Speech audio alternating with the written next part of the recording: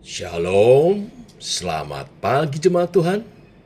Berjumpa kembali dalam doa pagi online. Bahagiaku penuh.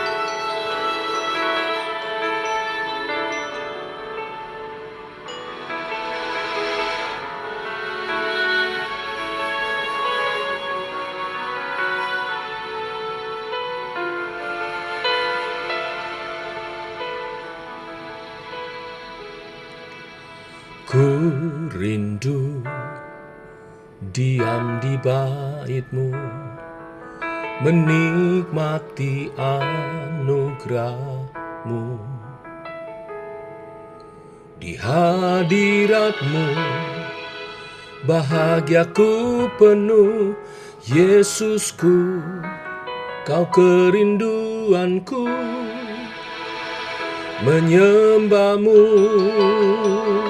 Tuhan dan Rajaku, memuji-Mu Yesus kekasih jiwaku, mengikuti-Mu seumur hidupku. Di hadirat-Mu bahagiaku penuh.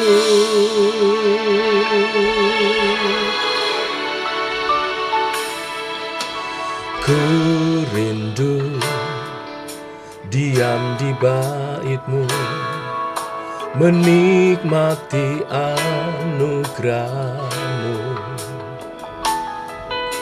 Di hadirat-Mu bahagiaku penuh, Yesusku, Kau kerinduanku. Menyembah-Mu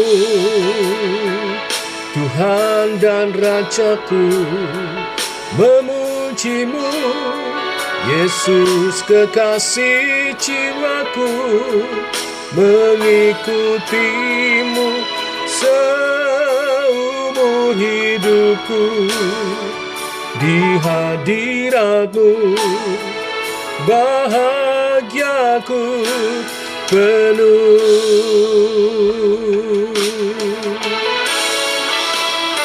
Kami selalu rindu hadirat-Mu Tuhan,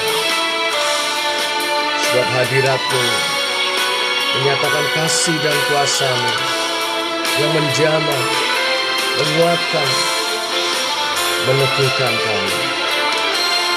Kami bahagia dalam hadirat-Mu.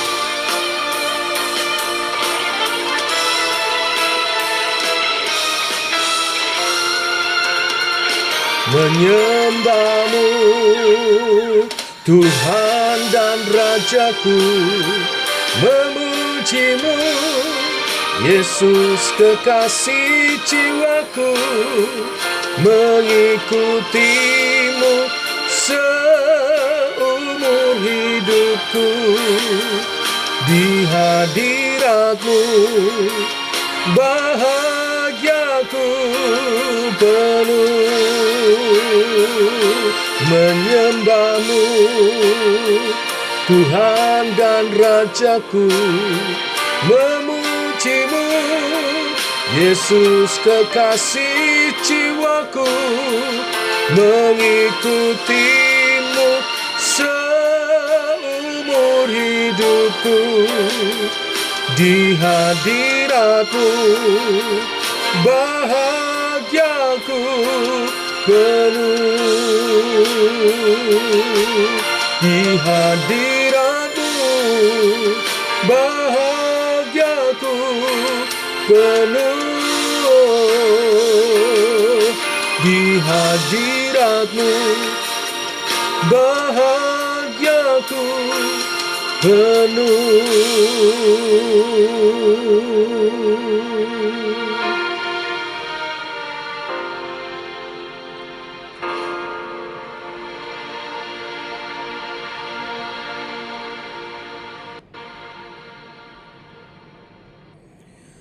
Tiba waktunya untuk kami merenungkan firman. Firman-Mu lah sulu dan terang bagi jalan kami. Berfirman Tuhan, terangi jalan kami, tuntun langkah kami. Oleh kebenaran firman yang sebentar kami renungkan bersama. Dalam nama Tuhan Yesus Kristus. Amin. Bapak Ibu, kita lanjutkan renungan firman pada pagi hari ini, Kisah Para Rasul 26, ayat 1 sampai 23. Paulus membela perkaranya di hadapan Raja Agripa. Demikian firman Tuhan. Kata Agripa kepada Paulus, "Engkau diberi kesempatan untuk membela diri." Paulus memberi isyarat dengan tangannya lalu memberi pembelaannya seperti berikut. "Ya Raja Agripa, aku merasa berbahagia karena pada hari ini aku diperkenankan untuk memberi pertanggung jawab di hadapanmu terhadap segala tuduhan yang diajukan orang-orang Yahudi terhadap diriku. Terutama karena engkau tahu benar-benar adat istiadat dan persoalan orang Yahudi. Sebab itu aku minta kepadamu supaya engkau mendengarkan aku dengan sabar. Semua orang Yahudi mengetahui jalan hidupku sejak masa mudaku. Sebab dari semula aku hidup di tengah-tengah bangsaku di Yerusalem.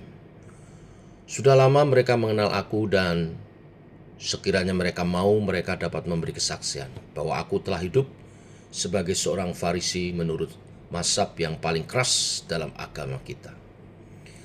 Dan sekarang aku harus menghadapi pengadilan oleh sebab aku mengharapkan kegenapan janji yang diberikan Allah kepada nenek moyang kita. Dan yang dinantikan oleh ke-12 suku kita. Sementara mereka siang malam melakukan ibadah dengan tekun. Dan karena pengharapan itulah, ya Raja Agripa, aku dituduh orang-orang Yahudi. Mengapa kamu menganggap mustahil bahwa Allah membangkitkan orang mati? Bagaimanapun juga, aku sendiri telah pernah menyangka bahwa aku harus keras bertindak menentang nama Yesus dari Nazaret. Hal itu kulakukan juga di Yerusalem. Aku bukan saja telah memasukkan banyak orang kudus ke dalam penjara setelah aku memperoleh kuasa dari imam-imam kepala, tetapi aku juga setuju jika mereka dihukum mati. Dalam rumah-rumah ibadat aku sering menyiksa mereka dan memaksa untuk menyangkal imannya, dan dalam amarah yang meluap-meluap aku mengejar mereka bahkan sampai ke kota-kota asing. Dan dalam keadaan demikian, ketika aku dengan kuasa penuh dan tugas dari imam-imam kepala sedang dalam perjalanan ke Damsyik, tiba-tiba ya Raja Agripa, pada tengah hari bolong aku melihat di tengah jalan itu cahaya yang lebih terang daripada cahaya matahari turun dari langit meliputi aku dan teman-teman seperjalananku. Kami semua rebah ke tanah dan aku mendengar suatu suara yang mengatakan kepadaku dalam bahasa Ibrani, "Saulus, Saulus, mengapa engkau menganiaya aku? Sukar bagimu menendang gegalah rangsang." Tetapi aku menjawab, "Siapa engkau Tuhan?" Kata Tuhan, "Akulah Yesus yang kau aniaya itu. Tetapi sekarang bangunlah dan berdirilah. Aku menampakkan diri kepadamu untuk menetapkan engkau menjadi pelayan dan saksi tentang segala sesuatu yang telah kau lihat daripadaku dan tentang apa yang akan kuperlihatkan kepadamu nanti. Aku akan mengasingkan engkau dari bangsa ini dan dari bangsa-bangsa lain, dan aku akan mengutus engkau kepada mereka untuk membuka mata mereka supaya mereka berbalik dari kegelapan kepada terang dan dari kuasa iblis kepada Allah, supaya mereka oleh iman mereka kepadaku memperoleh pengampunan dosa dan mendapat bagian dalam apa yang ditentukan untuk orang-orang yang dikuduskan. Sebab itu ya Raja Agripa, kepada penglihatan yang dari surga itu tidak pernah aku tidak taat. Tetapi mula-mula aku memberitakan kepada orang-orang Yahudi di Damsyik, di Yerusalem dan di seluruh tanah Yudea, dan juga kepada bangsa-bangsa lain, bahwa mereka harus bertobat dan berbalik kepada Allah, serta melakukan pekerjaan-pekerjaan yang sesuai dengan pertobatan itu. Karena itulah orang-orang Yahudi menangkap aku di bait Allah dan mencoba membunuh aku. Tetapi oleh pertolongan Allahku, aku dapat hidup sampai sekarang dan memberi kesaksian kepada orang-orang kecil dan orang-orang besar. Dan apa yang kuberitakan itu tidak lain daripada yang sebelumnya telah diberitahukan oleh para nabi dan juga oleh Musa, yaitu bahwa Mesias harus menderita sengsara dan bahwa ia adalah yang pertama yang akan bangkit dari antara orang mati, dan bahwa ia akan memberitakan terang kepada bangsa ini dan kepada bangsa-bangsa lain. Sampai di sini pembacaan kita. Setelah perjalanan panjang pembelaan Paulus, akhirnya Paulus bertemu dengan Raja Agripa dan diberi kesempatan untuk memberi pembelaan diri. Paulus akan memberi penjelasan mengenai apa yang terjadi, dan Agripa akan memberi komentar terhadap apa yang terjadi itu. Setelah Festus memberi pendahuluan latar belakang di perikop sebelumnya, maka Paulus pun diberi kesempatan untuk menyatakan pembelaan. Paulus memulai perkataan pembelaannya dengan unik. Dia tidak membuka dengan kata-kata pembukaan yang umumnya dilakukan, yaitu singkat padat, tetapi diawali dengan memohon kesabaran kepada Raja Agripa dan semua yang hadir di pengadilan. Ini artinya Paulus akan menyampaikan pembelaannya panjang lebar, karena dia akan menjelaskan latar belakang dari semua tuduhan yang dia terima. Mengapa Paulus melakukan ini? Karena Paulus bukan akan menyampaikan pembelaan saja. Lebih penting daripada sekedar pembelaan adalah berita Injil. Paulus tahu bahwa keadaan ini merupakan keadaan yang diatur oleh Tuhan, agar Raja Agripa II dan Festus dapat mendengar berita Injil dengan lengkap. Di ayat 4 dan 5 dijelaskan Paulus memulai pembelaannya dengan menyaksikan kehidupannya sebagai seorang Yahudi yang taat. Dia menekankan betapa kegigihannya untuk memperjuangkan agama Yahudi. Dengan ketat Paulus mentaati dan berjuang untuk melakukan semua yang diperintahkan. Dia mendapat tugas istimewa dari imam besar untuk menangkapi orang-orang yang telah menjadi percaya kepada Kristus. Tetapi di tengah perjalanan menjalankan tugas dari imam besar itu, Paulus berbalik sejak dia mengalami perjumpaan dengan Kristus. Paulus mengisahkan pertobatan dan panggilannya oleh Tuhan sendiri, di mana Kristus menyatakan diri sebagai cahaya yang lebih terang daripada cahaya matahari. Turun dari langit meliputi Paulus dan teman-teman seperjalanannya. Semua rebah ke tanah, dan Kristus memperkenalkan diri sebagai yang teraniaya, yang Paulus aniaya. Bapak Ibu, Kristus menyatakan diri sebagai terang yang besar. Sesungguhnya terdapat dalam kitab suci, dari nubuat-nubuat tentang kelahirannya sebagai juru selamat. Juga Yohanes 1 ayat 4 dan 5 mengatakan bahwa di dalam Kristus ada hidup, dan hidup itu adalah terang manusia yang tidak mungkin dikuasai kegelapan. Terang Kristus menaklukkan kegelapan. Ketika Kristus menyatakan diri kepada Paulus, dia sedang menyatakan kuasanya, sekaligus janji kepada Paulus bahwa terang Injil yang akan dibawa oleh Paulus tidak akan pernah dipadamkan oleh kegelapan. Kemanapun berita Injil pergi, kegelapan lenyap dan terang bercahaya. Peristiwa inilah yang membuat Paulus bertobat dan berbalik menjadi seorang penginjil. Setidaknya 3 hal menumbuhkan iman percaya yang baru kepada Paulus atas penglihatan ini.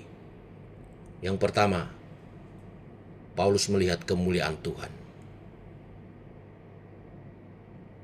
Saat Tuhan menjumpainya dalam terang yang begitu besar, lebih terang dari matahari, Adakah terang yang lebih terang dari matahari? Tidak ada, kecuali Tuhan sendiri. Kemuliaan Tuhan dinyatakan saat perjumpaan Paulus dengan Tuhan ini. Yang kedua, Paulus melihat belas kasihan Tuhan yang ditunjukkan kepadanya. Paulus yang seharusnya binasa karena menganiaya umat Tuhan yang Tuhan identikan pada dirinya sendiri, Yesus yang teraniaya. Tetapi alih-alih Tuhan membinasakan, menghukum Paulus, justru Tuhan mengampuni dan menyatakan belas kasihannya kepada Paulus. Dan bahkan mempercayakan tugas yang mulia. Maka yang ketiga, Paulus melihat kerinduan hati Tuhan yang rindu memanggil bangsa-bangsa yang menolaknya kembali kepadanya, termasuk bangsa Yahudi. Tiga hal inilah yang menggerakkan Paulus untuk mengabarkan Injil di tengah-tengah kesulitan apapun. Karena dia yakin dia memperoleh tugas dari surga dan memegang otoritas dari surga. Sekarang kita bicara aplikasinya bagi kita sekarang ini. Saya yakin percaya dan saya telah mengalaminya. Setiap umat Tuhan, anak-anak Tuhan, orang percaya, jemaat, terlebih hamba Tuhan, yang mengalami perjumpaan dengan Tuhan, mengalami ketiga hal ini. Melihat kemuliaan Tuhan yang tiada taranya, menerima belas kasihan Tuhan yang mengampuni segala dosa-dosanya, dan menerima tugas panggilan untuk memberitakan Injil bagi bangsa-bangsa. Biarlah kebenaran firman hari ini meneguhkan iman, tugas, dan panggilan kita. Jika saudara tidak mengalami hal ini, rindukan. Karena saya yakin setiap orang yang dipanggil untuk menjadi umatnya, terlebih hambanya, mengalami perjumpaan dengan Tuhan. Dan dia mengalami tiga hal tadi. Melihat kemuliaan Tuhan, menerima belas kasihan dari Tuhan, di mana dosa-dosanya diampuni, dan menerima tugas untuk memberitakan Injil agar bangsa-bangsa berbalik kepadanya. Biarlah kebenaran firman hari ini meneguhkan kita semua. Mari kita berdoa. Bapa, kami mengucap syukur oleh kasih dan rahmat-Mu, anugerah-Mu baru. Sekali lagi Engkau membukakan isi hatimu melalui kesaksian hamba-Mu Rasul Paulus saat dia membela perkaranya di hadapan Raja Agripa. Dia tahu adalah kesempatan dan rangkaian rancangan daripada Tuhan membawa dia sedemikian rupa. Walaupun mungkin dalam pemandangan mata manusia, dia mengalami penderitaan dan ancaman, bahkan nyawanya terancam. Tetapi dalam rancangan Tuhan, semua mendatangkan kebaikan untuk Paulus memberitakan Injil kepada Raja Agripa, kepada wali negeri, kepada pejabat-pejabat Romawi yang mewakili orang-orang non-Yahudi, yang mewakili bangsa-bangsa, yang kemudian nanti Injil akan tersebar di seluruh dunia, sebagaimana kami juga menerima pengabaran Injil. Agung dan mulia rancangan-Mu Tuhan. Biar kami dapat menangkap ini dan meneguhkan iman percaya kami. Pengalaman Paulus juga dirindukan oleh setiap kami yang pagi hari ini berdoa, mengalami perjumpaan dengan Tuhan, sehingga kami menyaksikan kemuliaan Tuhan menerima belas kasih Tuhan atas penebusanmu, dan menerima tugas panggilan sebagai utusanmu untuk mewartakan Injil. Urapi kami semua Tuhan, nyatakan kuasamu, otoritasmu melalui kami. Dalam nama Tuhan Yesus Kristus. Amin. Demikian saudara doa pagi kita. Selamat pagi. Shalom.